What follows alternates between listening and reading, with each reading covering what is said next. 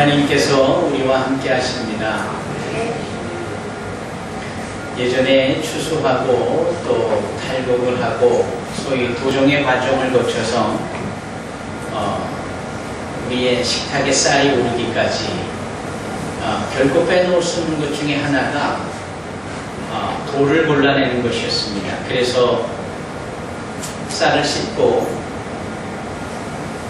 그 있을 법한 돌이 물에 가라앉고 그 새하얀 쌀들을 골라내는 일을 이 조리를 통해서 했습니다. 요즘은 거의 조리를 쓰는 가정이 없으리라고 생각이 들 만큼 도종의 가정이 깨끗하지만 예전에는 돌들이 꽤나 많았습니다. 그래서 어머니들이 밥을 할 때마다 이 조리질은 필수였습니다. 이 조리를 이 음력 새해 연초에 이 가정에 던져놓고는 하지요. 그리고는 그 조리를 그냥 조리라고 부르지 않고 복조리라고 했습니다. 그게 왜 그랬을까요? 왜 우리나라 풍습에는 이렇게 복조리를 새해 연초에 각 가정에 던져놓는 것일까요?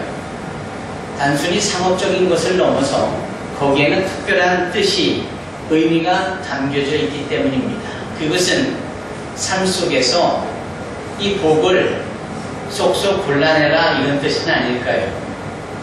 그래 새해 들어서 서로를 축복하고 복을 비는 일에 있어서 그것이 말로만이 아닌 실제적인 행함으로 가능하도록 그 복조리를 주고 받고 그런 것은 아닐까요? 그런 걸 보면은 이 음력설의 한국 풍습은 참 가치가 있고 그 의미를 곰곰이 생각해보면 참 좋은 풍습이 많습니다. 이제 그 중에 하나가 서로 축복하는 것이지요. 새해 복 많이 받으시라 이렇게. 어떻습니까? 이런 인사를 오늘 우리가 또 음력 대보름까지 여러 어르신들에게 또 만나는 사람들에게 그렇게 축복을 해야 하지 않습니까? 자, 자외 계신 분들에게 한번 축복을 해보실까요? 새해 복 많이 받으십시오.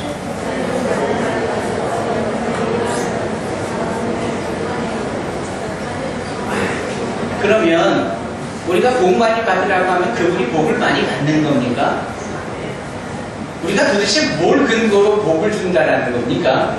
한번 곰곰이 생각을 해보십시오. 우리 혹시 소꿉장난 하듯이 그냥 복 많이 받으라 그러면 그냥 기분상 복 많이 받겠다고 하면 진짜 복이 우리께 되는 겁니까? 우리가 이 부분을 한번 생각해 볼 필요가 있습니다. 복은 무엇인가? 라는 것이지요. 우리가 예전에 중국의 상형 문자를 썼지 않습니까? Hieroglyphics Catholic of the Chinese language that we use. It's because foreign friends is gathered together with us to worship God. So sometimes I would like to speak in English also. 우리가 상형 문자를 쓰다 보니까 이 복에 대해서 좀 더 자세히 알 수 있습니다. 혹시 준비가 되면 이 복복자를 화면에 좀 올려봐 주실래요? 예. 우리가 생각하는 그 복자 한번 생각해 보시죠. 예. 이게 복자죠. 복복. 근데 이 복을 네 가지 단어로 나눌 수가 있어요. 맞지요? 처음에 왼편에 있는 저 보일시면이 있지요. 보일시. 두 번째 그 옆에 날일자가 있고 한일자가 있고 죄송합니다. 한일자가 있고 그 밑에 입구자가 있고요. 그 밑에 받전자가 있습니다. 혹시 어르신들 제가 틀리게 말씀드리면은 손을 들어서 교정해 주십시오. 한자는 젊은 사람들에게 어렵습니다. 이게 복복자입니다.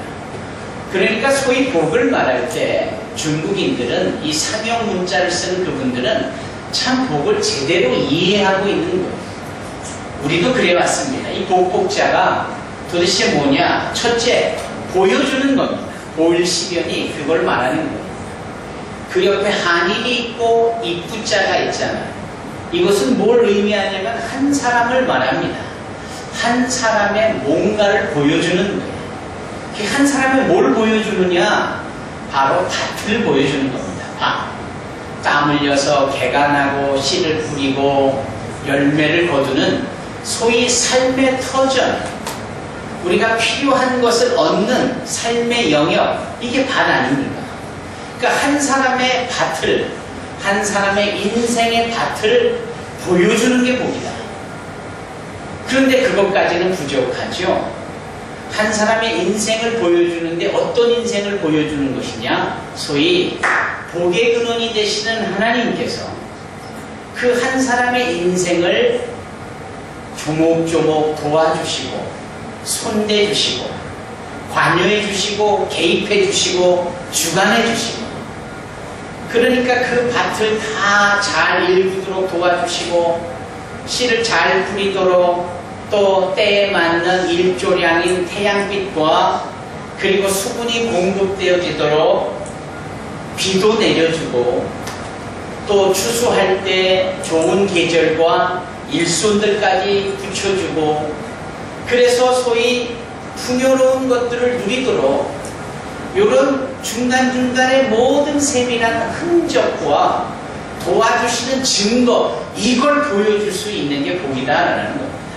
그러니까 소위 복된 삶은 그냥 내 인생이 실패든 성공이든 부든 가난하든 이걸 보여주는 게 복이 아니라 하나님께서 나의 인생을 어떻게 만져주시고 아우르시며 도와주셔서 가치 있게 여겨주시는지를 보여줄 수 있는 인생, 그 보여줄 수 있는 인생이 정말 복된 인생입니다.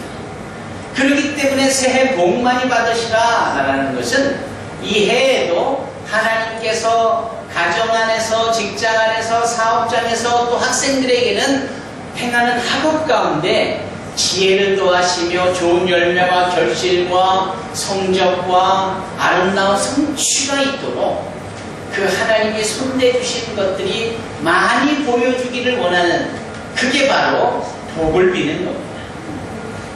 그래서 성경은 하나님께서 복의 근원이 되시고 복의 원천이 되신다라고 말씀합니다. 그 근거가 무엇이냐고요?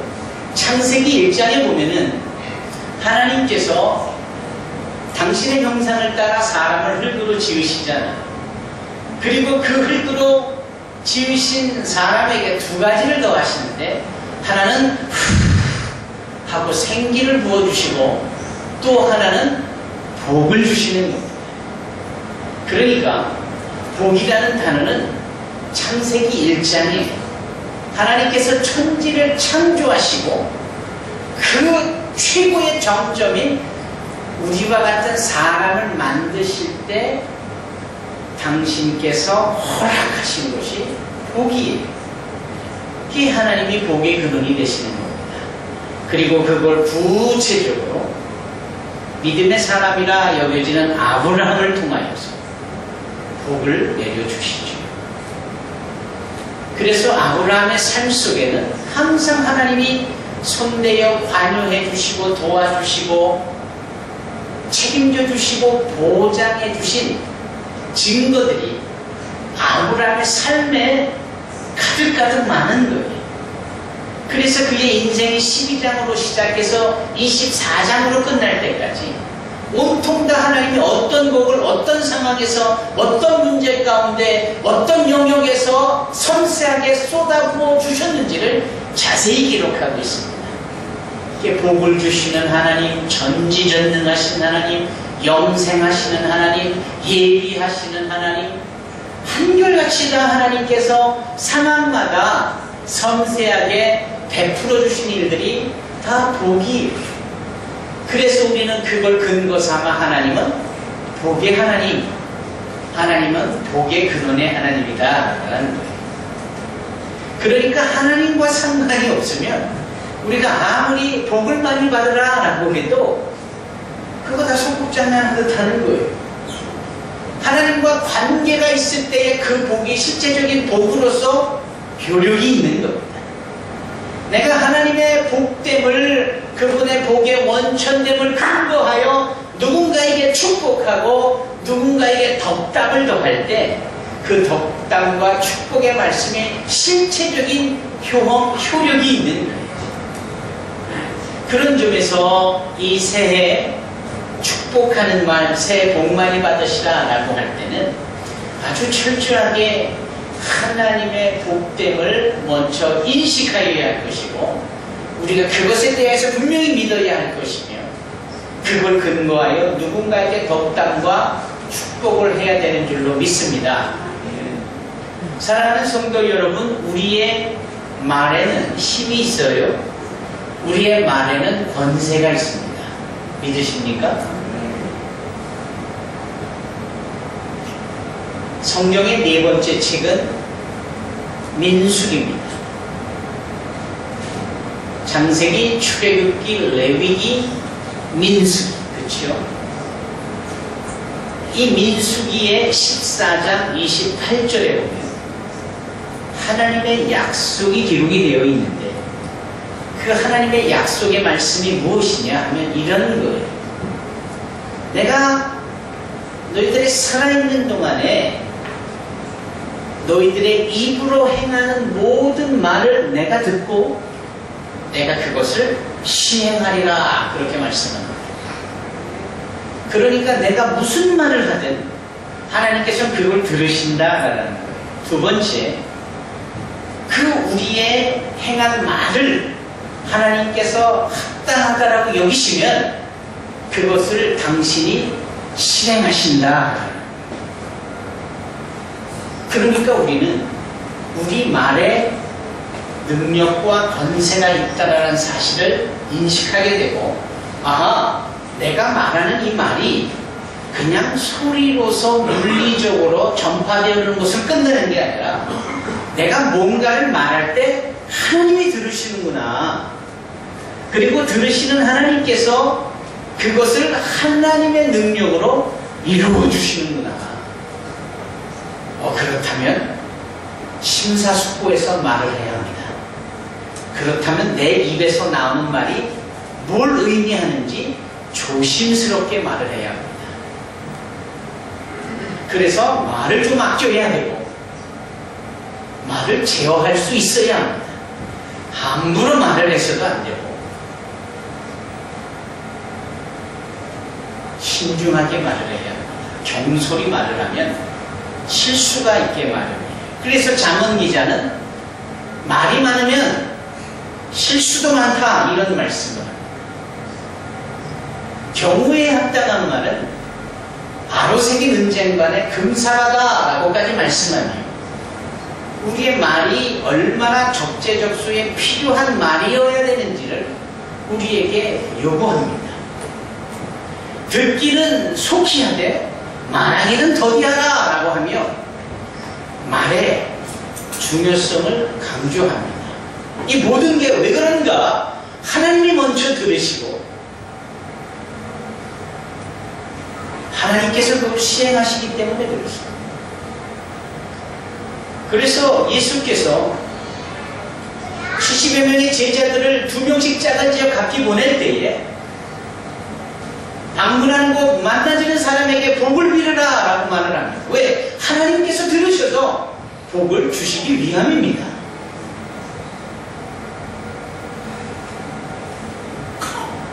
사도 요한과 베드로가 제9시 기도 시간에 기도하러 성전에 올라가다가 나면서부터 다리가 불편한 선총성 지체장이자 곧 안순뱅이 된 자를 고칠 때 말로 고칩니다. 은과 금은 내게 없거니와 내게 있는 것으로 내게 주노니 곧 나사렛 예수 그리스도 이름으로 일어나 걸으라 라고 명하자 그가 일어납니다. 우리 말에는 능력이 있고 우리 말에는 권세가 있는 겁니다.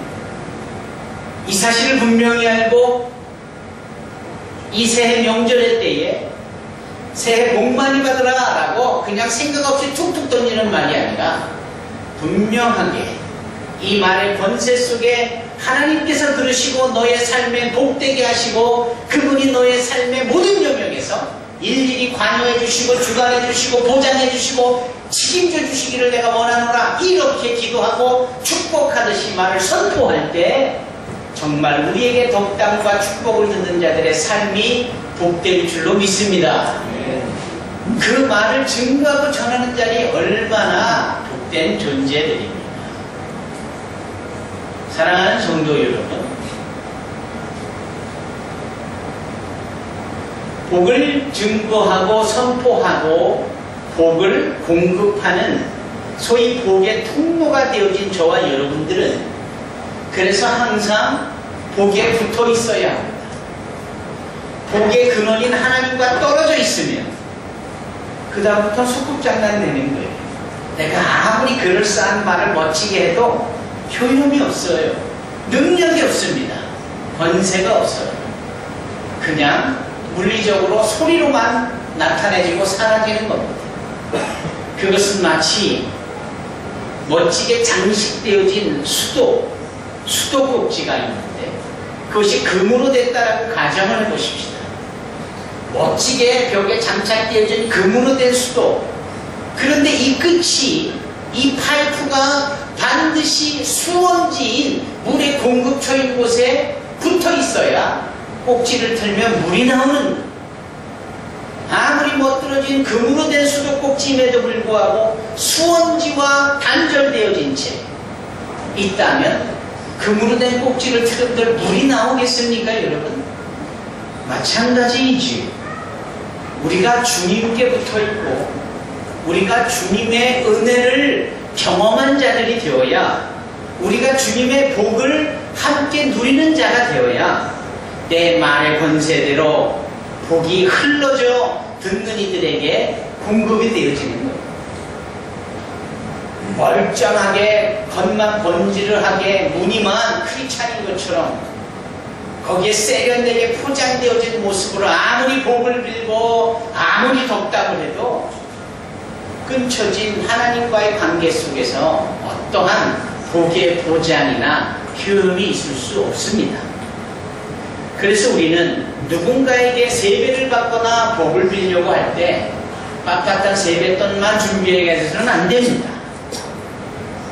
그들을 위해서 미리 기도하면서 준비하고, 제가 축복할 때 복의 근원이 되신 하나님이여 내 자녀들에게, 내 자손들에게, 내 앞에 절하는 이 젊은이에게 복을 주시옵소서 기도하고 준비하여야 합니다. 참 중요한 거예요. 내가 평소에 주님께 붙어 있어야 되고 내가 평소에 주님의 은혜를 경험하고 소유해야 누군가에게도 동일하게 공급하고 줄 수가 있는 겁니다. 그렇지 않으면 그때만 반짝 복의 통로인 듯 보이지만 허구한 입을 열면 뭐 죽겠냐는 둥, 미치겠다는 둥, 불평과 또 불만과 부정적인 얘기뿐이에요. 잠시 은혜를 받을 때는 좋은 것 같은데도 돌아서면 또 죽겠다는 둥, 입버릇처럼. 그 대표적인 자들이 12 제자들 아니었습니까? 기껏 벳세다 가미아에서 배불리 먹이고 놀라운 하나님의 역사를 경험케 했는데 배를 타고 가다가 노도 강풍이 일어나자 어떻게 됐습니까? 그네들이 입버릇처럼 나오는 말이 무엇이었어요? 우리가 다 죽게 생겼다.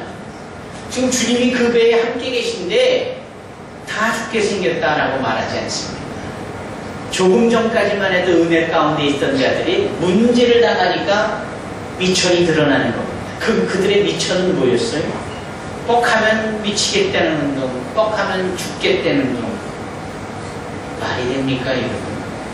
그럴 수는 없는 거예요. 여러분, 항상 복의 근원이 되시는 하나님께 붙어있고 복의 경험과 체험을 행하며 사는 저와 여러분이 되길 바랍니다. 아울러 복을 증거하고 선포함에 있어서 복의 능력이 하나님으로부터 나오기를 바랍니다. 오늘 본문의 말씀 살펴보십시다. 오늘 본문에도 특별히 명절이라는 단어가 나옵니다. 그런데 여기 기록한 명절은 우리의 설과는 조금 다릅니다. 하지만 중요성과 의미는 비슷합니다. 여기에 말하는 명절은 어떤 명절일까요? 초막절입니다. 초막절이에요. 초막절이 뭘까요? 애국에서 종노릇하던 하나님의 백성들을 모세를 통하여서 인도해 내실 때 그네들이 그 이후로부터 신분의 삶의 변화가 있는 겁니다. 노예로부터 자유한 자로, 애굽에서 이스라엘, 죄악의 땅끝에서 젖과 꿀이 흐르는 약속의 천국을 예표하는 땅으로 방향이 바뀌어진 신분의 변화가 있는 사람들이 되어지는 겁니다. 그런데 거기에는 그와 같은 것들을 소유하며 누리기까지 행하여야 되는 다소 힘들고 어려운 부분들도 요구되어져. 그게 뭐냐? 움직여야 한다라는 거예요. 낮에는 구름 기둥으로, 밤에는 불 기둥으로 인도해 내실 때 그것을 붙잡고자 다음 날이 됐는데 또 다른 곳에 구름 기둥이 옮겨져 있다면 그곳으로 향하여 이동을 해야 합니다. 그게 얼마나 힘든 일입니까? 기껏 초막을 전했는데 다음날 되니까 또 그걸 철수하고 또 짐을 꾸리고 바리바리 싸들고 따라가야 하는 거예요. 얼마나 고단한 거예요. 여러분, 여기에서 영적인 원리가 있는 겁니다. 천국 백성이 되어지고 영생복락을 누리기까지 삶의 피곤함과 고단함은 요구되어지는 거예요. 지금 설날이라고 다 바쁘고 다 분주하고 방문해야 될 것 많은 건 다 똑같아요. 그런데 누구는 이렇게 그 가운데 주일이라고 하나님의 전에 와서 또 예배를 드리잖아요. 이게 육적으로는 대단히 피곤하고 힘든 일인 것 같습니다. 마치 이런 것들이에요. 그래서 그들은 초막을 져야 하고 초막을 옮겨야 하고 하는 이런 일련의 과정들이 다소 힘들고 어려워도 이것이 우리로 하여금 하나님의 백성이 된 천국을 소유한 백성이 되어진 것을 증거한 것이구나 라는 사실을 알고는 이스라엘 땅에 들어가 이제 세대가 바뀌고 역사가 바뀌어도 그 초막절을 계속 1년에 한 번씩 기억해내는 겁니다. 그리고 그 절기를 지키는 거예요. 그것을 명절이라고 선포하고 일주일 동안 지키는 거예요. 그래서 일주일 동안 모든 가족들이 다 모여서 멀리 해외 나갔던 사람도 모이고 지방에 갔던 사람도 다 모이는 거예요. 마치 설날에 우리가 차를 타고 귀성을 하고 하는 이런 거와 동일한 겁니다. 그런데 한 가지, 오늘날 우리가 설날에 서로 세배를 하고 떡국을 끓여 먹고 하는 이런 풍습처럼 그네들에게도 한 가지 풍습이 있으니 그 풍습이 뭐냐? 예루살렘의 실로암 목가에 가서 이 큰 그릇으로 물을 퍼가지고는 성막까지 가서 그 제단에 물을 붓는 겁니다. 이것이 지난 한 해 동안 알게 모르게 지어져 얼룩지어진 우리의 죄의 때를 벗기겠다라는 의미예요. 그래서 그네들이 바가지를 가지고 실로암 목가에 가서 물을 퍼가지고는 이 초막절에 예루살렘 그 제단에 가서 물을 붓는 겁니다. 자, 그런 풍습이 계속해서 진행이 되는 거예요. 바로 그때에 명절 끝날 그 큰 날에 오늘 본문에 그렇게 되어 있죠. 명절의 절기가 7일인데 7일 중에 마지막 날이 진짜 초막절이고 그 전날들은 이 초막절을 위한 휴일이에요. 마치 오늘이 설날이고 앞뒤로 휴일인 것처럼, 그래서 오늘이 바로 가장 큰 날 명절의 정점인 것과 동일한 거죠. 바로 이때에 예수께서 서서 외쳐 가라사대 이랬습니다. 그냥 말씀하셨다 또는 가라사대라고 말하지 않고 서서 또 두 손을 입에다 대고 외쳐 이렇게 표현을 합니다. 얼마나 중요하고 얼마나 핵심이면은 그렇게 주님께서 말씀을 하셨을까요?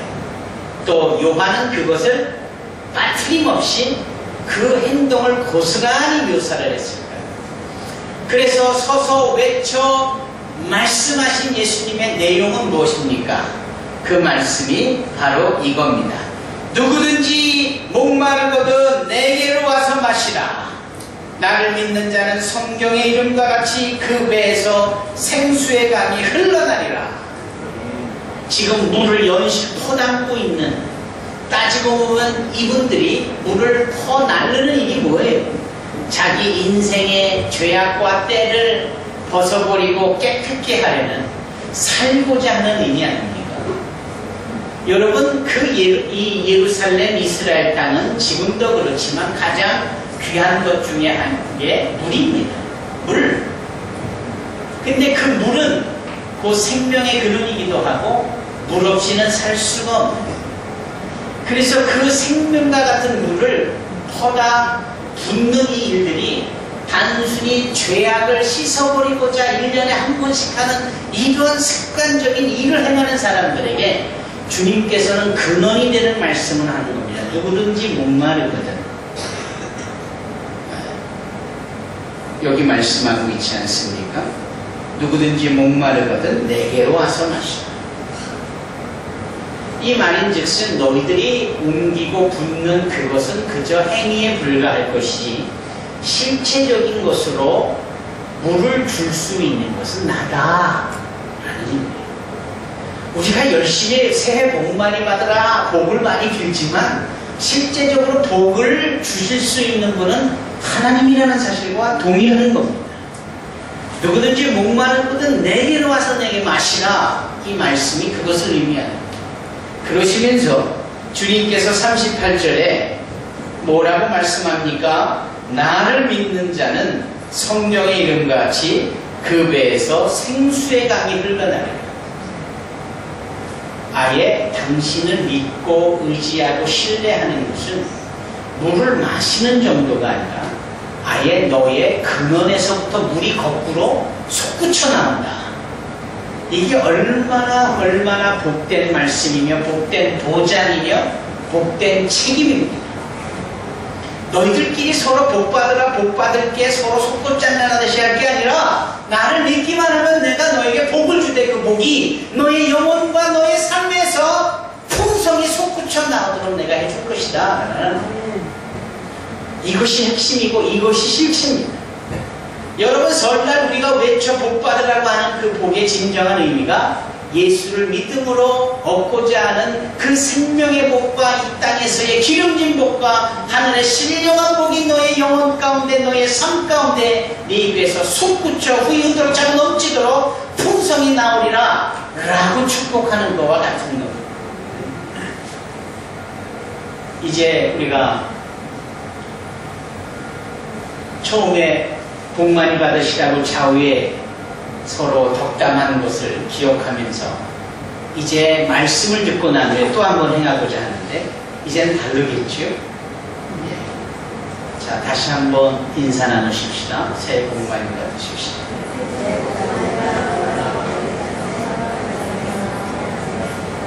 여러분 다르지요?